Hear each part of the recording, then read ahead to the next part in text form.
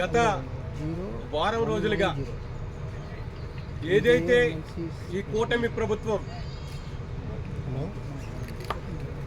ఈ భారతదేశంలో కానీ ప్రపంచ దేశంలో కానీ ఆరాధ్య దైవంగా కొలిసే కలియుగ దైవం శ్రీ వెంకటేశ్వర స్వామి వారి లడ్డూ విషయంలో కల్తీ జరిగిందని ప్రసారం చేసినటువంటి కూటమి ప్రభుత్వం మీద మా వైఎస్ఆర్ కాంగ్రెస్ పార్టీ చర్చకు రమ్మని గత వారం రోజులుగా ప్రయత్నం చేస్తున్నాం.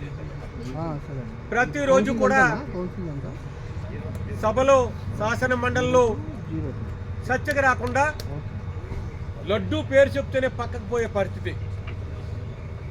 ఎట్టకాలకి ఈరోజు చర్చకి అందరూ అంగీకరించారు. అంగీకరించిన మీదట మా సభ్యుడు చంద్రశేఖర్ రెడ్డి గారికి ముందు అవకాశం ఇవ్వడం జరిగింది.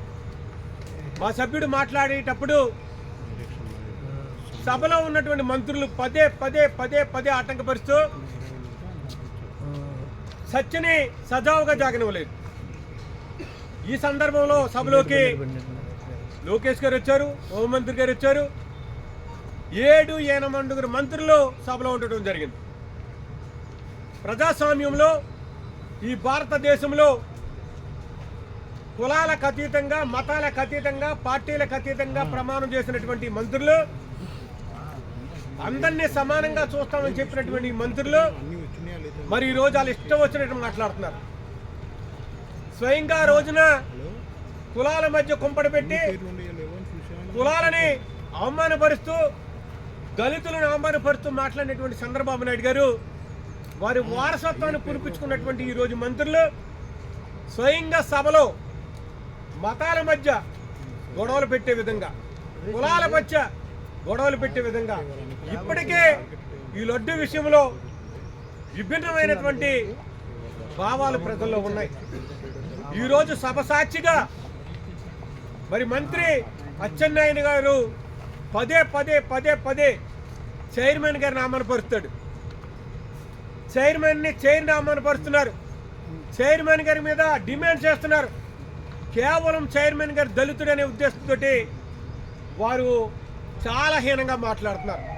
ఈ సందర్భంలో ప్రజాస్వామ్యంలో తన నియోజకవర్గంలో అన్ని ఓట్లతో నెగ్గినటువంటి, అన్ని మతాల ఓట్లతో నెగ్గినటువంటి, అన్ని ప్రాంతాలకు వెళ్ళి అన్ని గుడుల్లోని దర్శనం చేసుకుని ఓట్లు అడిగినటువంటి వ్యక్తి, చర్చిల్లోకి వెళ్ళి చర్చి యొక్క పాసల ద్వారాగా ప్రార్థన చేయించుకున్నటువంటి వ్యక్తి ఈరోజు సభలో మరి మా క్రిస్టియన్స్ని, సోదరుల్ని అవమానకరంగా మాట్లాడారు.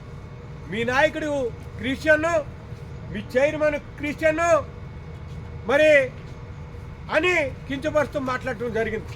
అయ్యా చంద్రబాబు నాయుడు గారు, మీరు ఇదే నేర్పారా మీ మంత్రులుగా అడుగుతున్నాను. ఈ రాష్ట్రానికి 5 కోట్ల మంది ప్రజలుంటే ఈ 5 కోట్ల మందిలో సుమారు 70-80 లక్షల మంది క్రిస్టియన్స్ని, చర్చిని నమ్ముకున్నటువంటి వ్యక్తులు ఉన్నారు. మరి అటువంటి వ్యక్తులు ఉన్నటువంటి వ్యక్తులు మీ ప్రభుత్వానికి ఓట్లు వేయలేదా? మీ పార్టీలో ఉన్నటువంటి వ్యక్తులకు ఓట్లు వేయలేదా? ఎందుకు మీరు వివక్షత చూపిస్తున్నారు క్రిస్టియన్స్ మీద? లేదు, మైనారిటీ వర్గాల మీద ఎందుకు మీరు వివక్షత చూపిస్తున్నారని నేను ఈ సందర్భంగా నేను అడుగుతున్నాను. మరి ఆ రోజున దళితులుగా పుట్టాలని ఎవరన్నా కోరుకుంటారని ఒకరు మాట్లాడారు. ఒకరైతే మీకెందుకురా రాజకీయాలు దళితులకి మీకని ఒక పెద్ద మనిషి మాట్లాడాడు. ఒక పెద్ద మనిషి మీ పొలిట్ బ్యూరో సభ్యుడు ఈ దళితుల వీళ్ళకి అస్సలే చదివే రాదని మాట్లాడాడు. మరి అదే సందర్భంలో ఈరోజు సభ సాక్షిగా, శాసన మండలి సాక్షిగా మరి అచ్చెన్నాయుడు గారు లోకేష్ గారి సమక్షంలో మాట్లాడారంటే ఇది లోకేష్ గారు అనిపిస్తున్నారా క్రిస్టియన్ తిట్టమని? లేదంటే చంద్రబాబు నాయుడు గారు అనిపిస్తున్నారా ముస్లింలు తిట్టమని? మీ యొక్క కల్తీ లడ్డు విషయంలో మీరు ఏదైతే ఈ రాష్ట్ర ప్రజల్ని, దేశ ప్రజల్ని తప్పుదోవ పట్టించాలని చూసారో ఈ విషయాన్ని అందరినీ కూడా అర్థం చేసుకున్నారు. సిట్టించినటువంటి రిపోర్ట్లో ఎక్కడా కూడా కల్తీ లేదని చెప్పినప్పటికీ కూడా మా సభ్యులు క్లియర్గా ఎక్కడ కల్తీ జరగలేదు, మా టైంలో ఎక్కడ జరగలేదు, 2014 నుంచి 19 గురించి కూడా తీయమని చెప్పినప్పుడు మీరు దాన్ని తప్పుదో పట్టించడానికి ఈ కులాల మధ్యన, మతాల మధ్యన మీరు చిచ్చు పెడుతున్నారు. ఇది పద్ధతి కాదు చంద్రబాబు నాయుడు గారు అని చెప్పి సందర్భంగా మనవి చేస్తున్నాను. మరి తక్షణమే ఏదైతే క్రిస్టియన్స్ గురించి తక్కువ చేస్తూ ఏదైతే దళితులను తక్కువ చేస్తూ మాట్లాడారో మంత్రి వ్యవసాయ శాఖ మంత్రి అచ్చెన్నాయుడు గారు చెప్తారా సమాపన క్రిస్టియన్స్కి, చంద్రబాబు నాయుడు గారు చెప్తారా సమాపన క్రిస్టియన్స్కి, లేదా నారా లోకేష్ గారు చెప్తారా క్షమాపణ చెప్పాలని చెప్పి సమంతరంగా డిమాండ్ చేస్తున్నాను. చెప్పే వరకు కూడా ఆ దేవాది దేవుళ్ళు, హిందూ దేవుళ్ళు కానీ, క్రిస్టియన్స్లో ఉన్నటువంటి యేసు ప్రభు వారు కానీ, లేదా ముస్లిమ్స్లో ఉన్నటువంటి మరి మక్కా కానీ, వారి దేవుళ్ళు ఎవరు మిమ్మల్ని క్షమించరు. మీరు అన్ని ఓట్లతోటి ఈ రాష్ట్రంలో 70-80 లక్షల మంది ఉన్నటువంటి ఓట్లతో నెక్కినటువంటి మీరు ఈరోజు సభ సాక్షిగా క్రిస్టియన్స్ను అవమానపరిచారు. తక్షణమే క్రిస్టియన్స్కి, ముస్లింలకి, అదేవిధంగా హిందువులను కూడా తప్పుదో పట్టిస్తున్నారు. కాబట్టి హిందువులు కూడా తక్షణమే చెప్పాలి.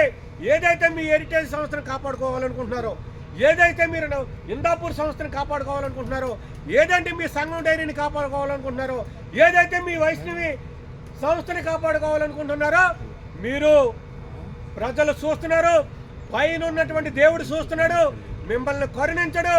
ఖచ్చితంగా కథ మొత్తం మారుస్తాడు. మీరు అటు మేము ఇటు వెళ్తామని చెప్పేసి అందరిగా మనం చెప్తాం.